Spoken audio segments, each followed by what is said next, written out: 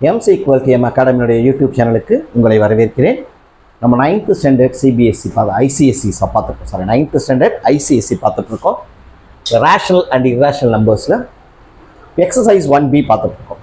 நான் உங்கள் ஹரி. இப்போ நம்ம கொஷினுக்கு போகலாம். Given the universal set. So அங்கே யூனிவர்சல் செட் கொடுத்துருக்காங்க, கொஞ்சம் நம்பர்ஸ் கொடுத்துருக்காங்க, எல்லா நம்பர்ஸும் மிக்ஸ் ஆகிருக்கு. ஃப்ரம் த கிவன் செட் நம்ம ஐடென்டிஃபை பண்ணணும். என்னென்ன ஐடென்டிஃபை பண்ணோம்? செட் ஆஃப் irrational நம்பர்ஸ் என்ன. From the universal set we have to write what are the irrational numbers. அது ஒரு செட் ஃபார்ம் பண்ணணும். அடுத்தது செட் ஆஃப் இன்டீஜர்ஸ் ஃபார்ம் பண்ணணும்.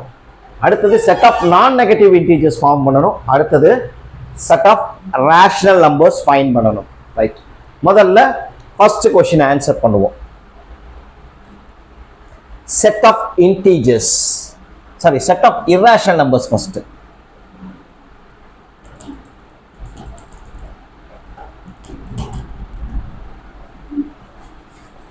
செட் ஆஃப் irrational நம்பர்ஸ் பார்க்க போறோம். ஸோ செட் பிராக்கெட் போட்டுக்குவோம். irrational நம்பர்ஸ் அப்படிங்கிறது நம்மளுக்கு தெரியும்.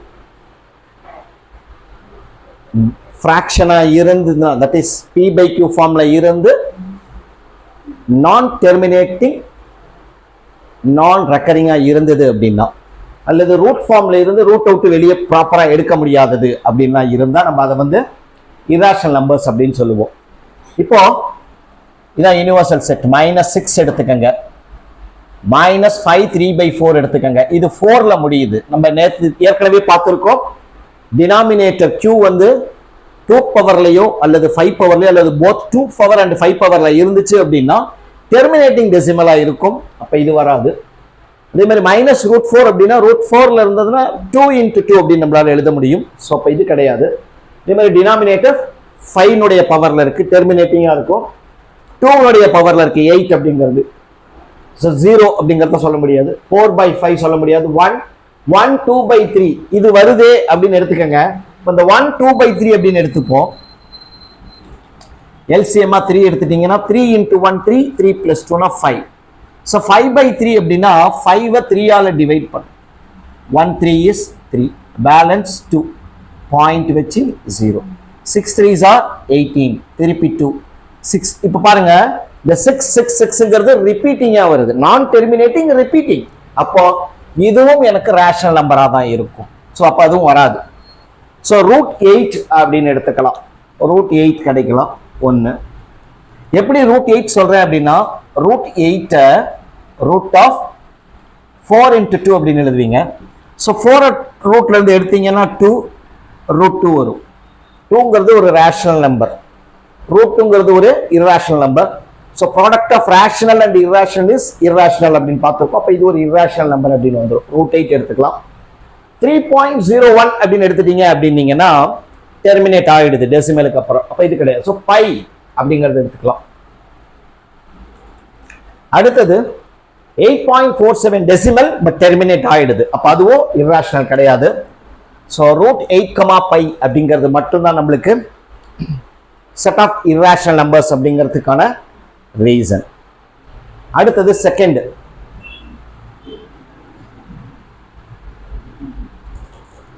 Set of integers. இன்டீஜர்ஸ் அப்படின்னா டெசிமல் பார்ட் இல்லாம இன்டெக்ரல் பார்ட் ஆஃப் நம்பர்ஸ் மட்டும் இருக்கும், வித் பிளஸ் ஆர் மைனஸ் சைன்ஸோட. அது நம்மளால ஈஸியாக எழுத முடியும். செட் ஆஃப் இன்டீஜர்ஸ் என்னென்ன அப்படின்னு பார்த்தீங்க அப்படின்னா -6, -√4 அப்படிங்கிறது கூட எழுதிக்கலாம். ஏன்னா அதை எடுத்துட்டீங்க அப்படின்னா 2 கிடைக்கும். இது ஃப்ராக்ஷன், இதுவும் ஃப்ராக்ஷன். ஸோ 0 அப்படிங்கிறது வந்துடும். அடுத்தது 1. மற்றதெல்லாம் எடுத்துட்டீங்க அப்படின்னா எனக்கு டெசிமல் பார்ட், ரூட் பார்ட், π அப்படிங்கிறது வருது. அப்ப செட் ஆஃப் இன்டீஜர்ஸ் அப்படிங்கிறது இவ்வளவுதான். அடுத்தது third question, set of non negative integers.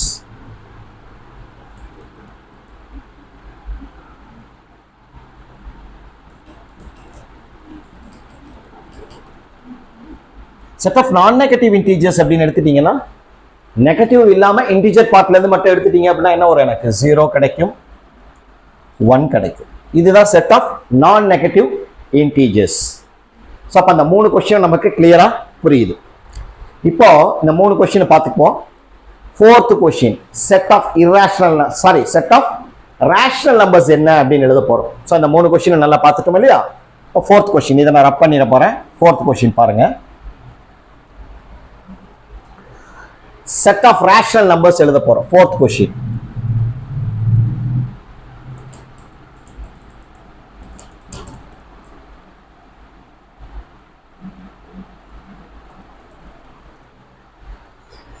So rational நம்பர்ஸ்ல என்ன இருக்கும்? இன்டீஜர் பார்ட் எல்லாமே ரேஷனல் நம்பர்ஸ்குள்ள வந்துடும். அப்போ -6 -√4 0 1 are all integers. moreover இந்த p by q ஃபார்முலா நம்மளால எழுத முடியும். that is -6/1 அப்படின்னு எழுத முடியும். 0 by anything, எந்த நம்பர் வேணாலும் எழுதிக்கலாம். 0 by 1 அப்படின்னு எழுதிட்டீங்கன்னா கூட அது ரேஷனல் நம்பர்ஸ் தான். 1 by 1 அப்படின்னு எடுத்துட்டீங்கன்னா அது ரேஷனல் நம்பர்ஸ் தான். அது வந்துருச்சு. இது எல்லாமே இன்டீஜர்ஸ். ஸோ இன்டீஜர்ஸ்ங்கனால ரேஷனல் நம்பர்ஸ்குள்ள வந்துடும். அடுத்தது -5 3/4. ஏன்னா இது ஃபிராக்ஷன். அடுத்தது -3/5 -3/8 4/5 1 2/3. இதுவும் பார்த்தோம் நமக்கு. இதெல்லாம் வந்து பாத்தீங்க அப்படின்னா டெர்மினேட்டிங் டெசிமல்ல வந்துடும். இது நான் டெர்மினேட்டிங் ரிப்பீட்டிங்ல வர்றதுனால இதுவும் எனக்கு ரேஷனல் நம்பர்ஸ் தான். அடுத்தது are all rationals. அடுத்தது டெசிமல்ஸ் எடுத்துப்போம். 3.01 and 8.47 are terminating decimal.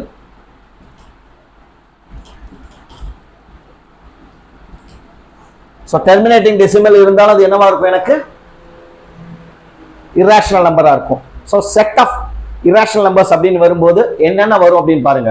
இது இது இது இது இது -3/8 எழுதியிருக்கோம். 0 அப்படிங்கிறது ஆல்ரெடி வந்துருச்சு. 4/5 வந்துருச்சு. 1 வந்துருச்சு. 1 2/3 வந்துருச்சு. ஸோ அப்போ √8 and பையை தவிர மீதி எல்லாம் √8 and பையை தவிர மீதி எல்லாமே என்னவா இருக்கும்? எனக்கு ரேஷனல் நம்பர்ஸ். ஸோ என்னென்ன வரும்? -6 -√4 0 1. அடுத்தது -5 3/4 -3/5 -3/8 4/5 1 2/3 அப்படிங்கிற mixed fraction. டெசிமல்ல 3.01 8.47. these are all set of rational numbers. அப்ப எல்லாமே from the definition ஒரு செட் கொடுத்திருந்தாங்க அப்படின்னா நம்ம அதை ஐடென்டிஃபை பண்ணி எது ரேஷனல் எது இர்ரேஷனல் அப்படிங்கிறது நம்மளுக்கு நல்லா தெரியும். ஸோ நெக்ஸ்ட் ஒரு வீடியோவில் அடுத்த சம்மில் உங்களை பார்க்குறேன். நாங்கள் ஒவ்வொரு போர்டுக்குமே தனித்தனியான வீடியோஸ் போட்டுட்ருக்கோம். அதனால் மறக்காமல் உங்கள் ஃப்ரெண்ட்ஸ் வேறு வேறு போர்ட்ஸில் இருந்தாங்க அப்படின்னு சொன்னாங்கன்னா அவங்களுக்கெல்லாம் சொல்லி எங்கள் சேனலை மறக்காமல் லைக் பண்ணி ஷேர் பண்ண சொல்லி சப்ஸ்கிரைப் பண்ண சொல்லுங்கள். நீங்களும் லைக் பண்ணி ஷேர் பண்ணி சப்ஸ்கிரைப் பண்ணுங்கள். மறக்காமல் கமெண்ட் பண்ணுங்கள் அந்த வீடியோ உங்களுக்கு எப்படி இருந்தது அப்படின்னு சொல்லி. நாங்கள் 9th-லேருந்து 12th வரைக்கும் ஆன்லைன்லேயும் ஆஃப்லைன்லேயும் ஸ்டூடெண்ட்ஸுக்கு கோச்சிங் கொடுத்துட்ருக்குறோம். MBAக்கு இன்ஜினியரிங் மேத்தமேட்டிக்ஸ் எல்லாத்துக்கும் பண்ணுறோம். குவான்டிடேட்டிவ் ஆப்டிடியூட் எல்லா போர்ட்ஸுக்கும் எடுத்து கொடுத்துட்ருக்கோம். ஸோ உங்களுக்கு தேவைப்படுது அப்படின்னா ஸ்க்ரீனில் தெரிகிற நம்பருக்கு கான்டாக்ட் பண்ணுங்கள். ஒன்ஸ் அகைன் ரிமைண்ட் பண்ணுற மறக்காமல் சப்ஸ்கிரைப் பண்ணுங்கள். தேங்க்யூ. இந்த வீடியோ உங்களுக்கு பிடிச்சிருந்தா லைக் பண்ணுங்க. வீடியோ பற்றிய உங்கள் கருத்துக்களை கமெண்ட்ல சொல்லுங்க. இந்த மாதிரி நிறைய வீடியோ பார்க்க சேனலை சப்ஸ்கிரைப் பண்ணுங்க.